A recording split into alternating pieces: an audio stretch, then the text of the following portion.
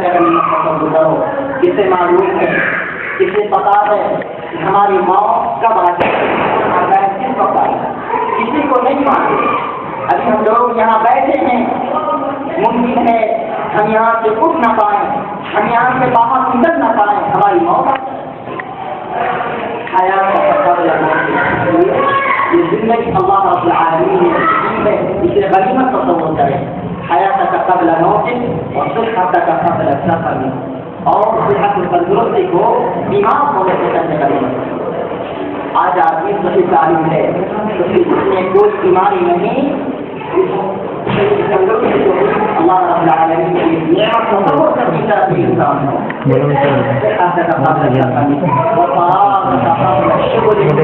اور سب کے ایام کو مشغول کرنے رہنے. آج آدمی کے پاس کوئی کام نہیں, اللہ رب العالمین کا ذکر کر لے, قرآن کی تلاوت کر لے, پابندی تیار کر لے. ہو سکتا ہے وہ آج شکر میں کل سے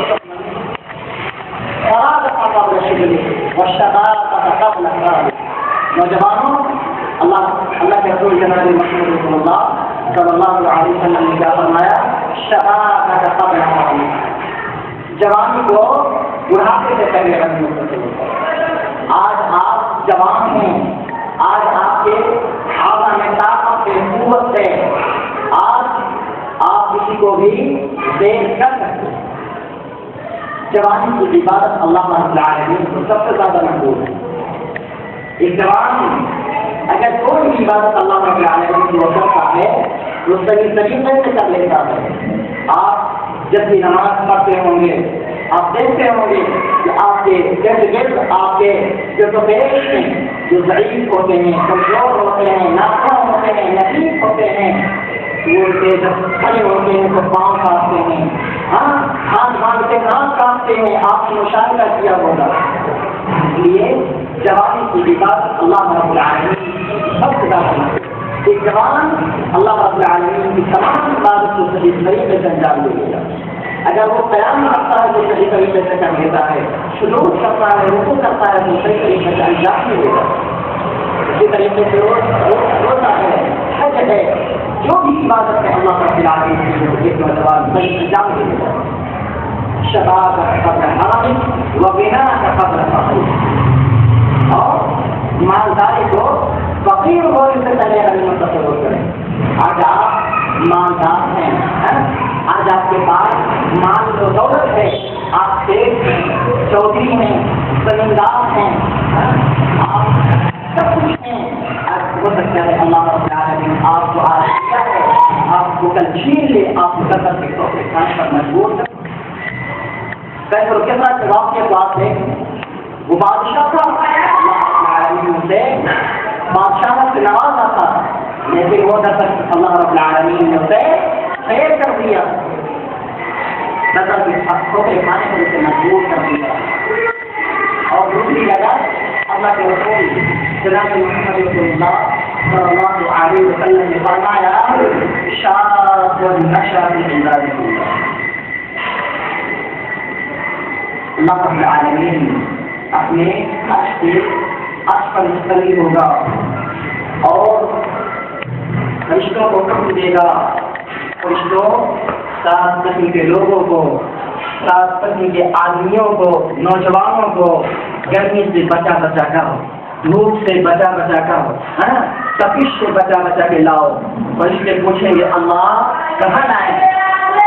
جواب ملے گا کہ میرے عرش کے نیچے لاؤ. آج ان کے لیے کوئی سایہ نہیں, نہ بلڈنگوں کا سایہ, نہ کوٹھیوں کا سایہ, نہ بنگلوں کا سایہ, نہ کچے مکانات, نہ پکے مکانات, درختوں کا کسی چیز کا سایہ نہیں. میرا عرش کے لیے سایہ بن جائے. اللہ وہ تیرے کون سے بندے ہیں, تیرے کون سے خوش نصیب بندے ہیں جنہیں تیرے عرش کے سائے میں لاؤ. فرمایا جائے گا شاب نشا فی عبادت اللہ.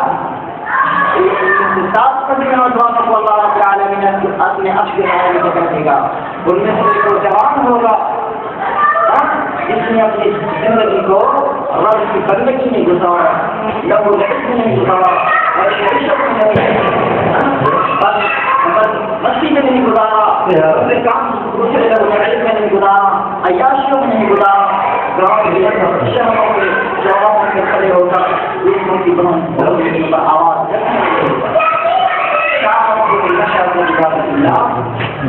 جب وہ جوان جب دوسرے نوجوان گاؤں کے شہروں کے چوراہوں میں کھڑے ہو کر دوسروں کی بہو بیٹیوں پر آواز پیدا کرتے تھے، یہ نوجوان وقت کی بارگاہ میں آگے عبادتیں کیا کرتا تھا، ایک اذکار کیا کرتا تھا، عبادتیں کیا کرتا تھا، اس نوجوان کو میرے نوجوانوں کو اللہ رب العالمین نے تمام بہت سی جگہوں پر اللہ کی تعریف کی ہے، لیکن آج ہم نوجوان ہیں، ہم نے اللہ اور رسول کے جو پیغامات تھے ہم نے ان تمام چیزوں کو بھلا دیا، ہمارے پاس لاؤ جوان ہونے کے باوجود ہم نے دوسروں سے قدر ریزا پتھروں سے ہم نے کرا، دوسروں کے ہمیں یہ عید پتھروں سے ہم نے کرا، ہمارے پاس لاؤ جوان موجود ہوتے ہوئے ہم نے دوسروں کے شکر کو کیا کر لیا، دوسرے کے طریقے کو ہم نے اختیار کیا، لیکن ہمارے لیے جگہ نہیں، ہمارے لیے کبھی نہیں، ہمارے پاس اللہ اور رسول کا پیغام ہے، ہمارے پاس قرآن اور حدیث ہے، ہم اس کے مطابق اپنی زندگیوں کو گزاریں، اس کے مطابق ہم چلیں، اللہ نے کیا کہا، نبی نے کیا کہا، اس کے مطابق ہم چلیں، اور اللہ رب العالمین اللہ کے رسول جناب محمد رسول اللہ صلی اللہ علیہ وسلم نے فرمایا بندے کا قدم قیامت کے روز اس وقت تک نہیں کر سکتا، بندہ اپنی جگہ سے اس وقت تک وہ ہل نہیں سکتا، ہٹ نہیں سکتا جب تک وہ اپنے پاس سوالوں کا جواب نہ دے۔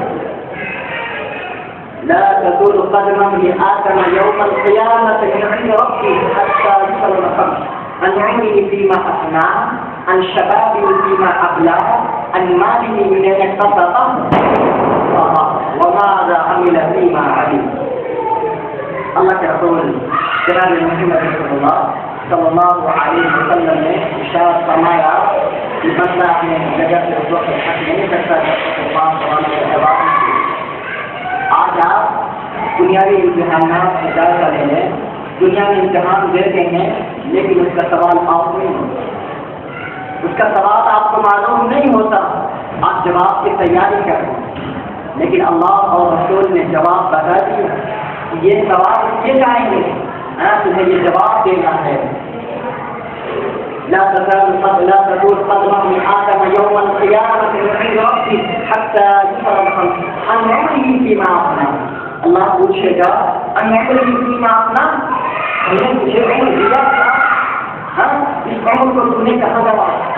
آج ایک انسان 60 سال 70 سال 80 سال کم و بیش پاتا ہے، لیکن اس عمر کو کہاں گوا؟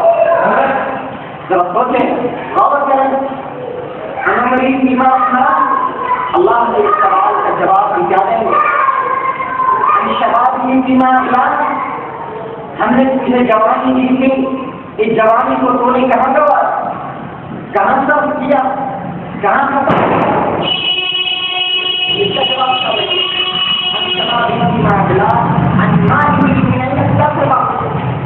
تو نے کہاں سے کمایا تو کہاں سے کمایا؟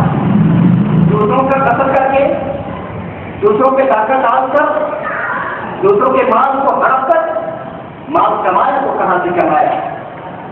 انمالی میں نے وفیما انفقا، اور اسے خرچ کہاں لیا؟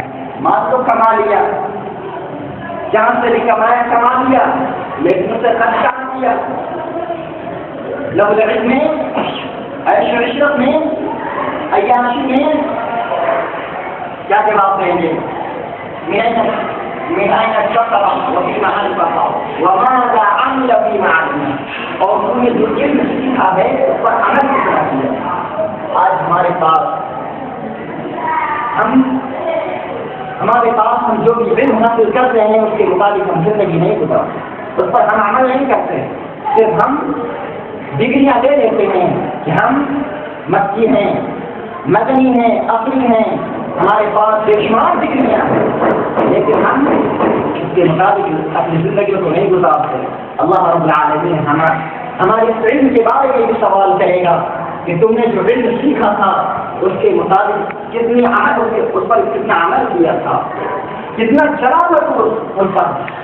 اس لیے ضرورت اس بات کی ہے کہ ہم علم حاصل کریں اور اس کے مطابق اپنی زندگیوں کو گزاریں اور دوسروں کو بھی اس کی تلقین کریں، دوسروں کو بھی دعوت دیں۔ آج ہم جوان ہیں، اللہ رب العالمین نے ہمیں بے شمار اللہ کے فضل و کرم سے بے شمار کتابیں ہیں، ہم اس پر اس کو پہلے اس کا مطالعہ کریں، اس کو پڑھیں، اس کو دیکھیں، علم حاصل کریں اور اس کے بعد دوسروں کو دعوت دیں، دوسروں کو تلقین کریں۔ آج ہم آ رہے ہیں، اپنے ساتھ اپنے ساتھیوں کو لائیں، چلو ہم وہاں جہاں میں جا رہا ہوں وہاں قرآن حدیث کی باتیں ہوتی ہے، قرآن کے ترجمے کو، قرآن کی آیات کو، قرآن کے تفسیر کو بتایا جاتا ہے، حدیث کے ترجمے کو، حدیث کے فرمودات کو بتایا جاتا ہے، سنایا جاتا ہے۔ چلو ہمارے ساتھ چلو، آپ آئیں اور کچھ دوسروں کو بھی دیں، انشاءاللہ اللہ رب العالمین اس کا اجر آپ کو دے گا۔ اس لیے انہیں چند باتوں کے ساتھ اللہ رب العالمین سے دعا ہے کہ بالا ہم تمام لوگ جو اکٹھا ہوئے ہیں، اللہ رب العالمین ان تمام لوگوں کو اس درس میں حاضر ہونے جو ہوئے ہیں، اللہ رب العالمین جو ہے سننے سے زیادہ عمل کرنے کی توفیق عطا فرما۔ اللہ تو ہم تمام لوگوں کو قرآن حدیث کے مطابق زندگیوں کو گزارنے والا بنا دے۔ اللہ ہمیں جو نوجوان ہیں، اللہ تو ان کے دلوں میں قرآن حدیث کی باتوں کو اب تسلیم کرنے کی توفیق عطا فرما۔ اللہ تو انہیں قرآن حدیث کے مطابق زندگی کو گزارنے والا بنا دے۔ آمین۔ السلام علیکم ورحمۃ اللہ وبرکاتہ۔